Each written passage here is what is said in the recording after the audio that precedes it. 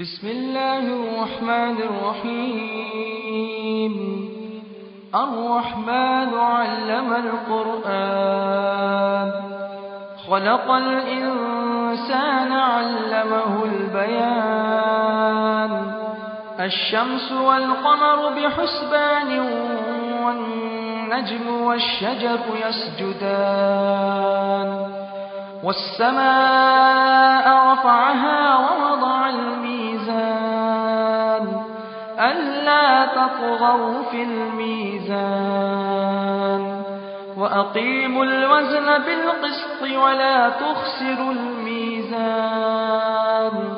والأرض وضعها للأنام، فيها فاكهة والنخل ذات الأكمام، والحب ذو العصف والريحان. فبأي آلاء ربكما تكذبان؟ خلق الإنسان من صلصال كالفخار، وخلق الجان من مارج من نار. فبأي آلاء ربكما تكذبان؟ رب المشرقين ورب المغربين، فبأي آلاء ربكما تكذبان؟ مرج البحرين يلتقيان، بينهما برزخ لا يبغيان. فبأي آلاء ربكما تكذبان؟ يخرج منهما اللؤلؤ والمرجان. فبأي آلاء ربكما تكذبان؟ وله الجوار المنشآت في البحر كالأعلام. فبأي آلاء ربكما تكذبان؟ كل من عليها فان، ويبقى وجه ربك ذو الجلال والإكرام. فبأي آلاء ربكما تكذبان؟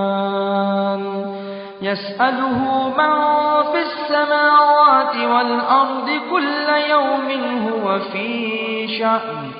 فبأي آلاء ربكما تكذبان؟ سنفرغ لكم أيها الثقلان. فبأي آلاء ربكما تكذبان؟ يا معشر الجن والإنس، إن استطعتم أن تنفذوا من أقطار السماوات والأرض فانفذوا، لا تنفذون إلا بسلطان.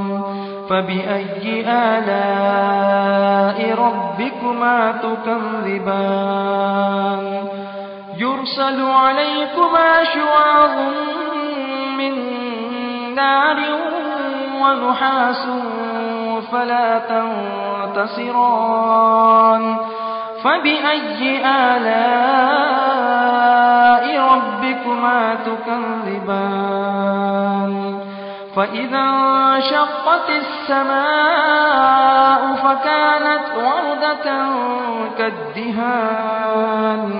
فبأي آلاء ربكما تكذبان؟ فيومئذ لا يسأل عن ذنبه إنس ولا جان. فبأي آلاء ربكما تكذبان؟ يعرف المجرمون بسيماهم، فيؤخذ بالنواصي والأقدام. فبأي آلاء ربكما تكذبان؟ هذه جهنم التي يكذب بها المجرمون يطوفون بينها وبين حميم آن فبأي آلاء ربكما تكذبان ولمن خاف مقام ربه جنتان فبأي آلاء ربكما تكذبان ذواتا أفنان فبأي آلاء ربكما تكذبان فيهما عينان تجريان فبأي آلاء ربكما تكذبان فيهما من كل فاكهة زوجان فبأي آلاء ربكما تكذبان متكئين على فرش بطائنها من استبرق وجنى الجنتين دان فبأي آلاء ربكما تكذبان فيهن قاصرات الطرف لم يطمثهن إنس قبلهم ولا جان فبأي آلاء ربكما تكذبان كأنهن الياقوت والمرجان فبأي آلاء ربكما تكذبان هل جزاء الإحسان إلا الإحسان فبأي آلاء ربكما تكذبان ومن دونهما جنتان فبأي آلاء ربكما تكذبان مدهامتان فبأي آلاء ربكما تكذبان فيهما عينان نضاختان فبأي آلاء ربكما تكذبان فيهما فاكهة ونخل ورمان فبأي آلاء ربكما تكذبان فيهن خيرات حسان فبأي آلاء ربكما تكذبان حور مقصورات في الخيام فبأي آلاء ربكما تكذبان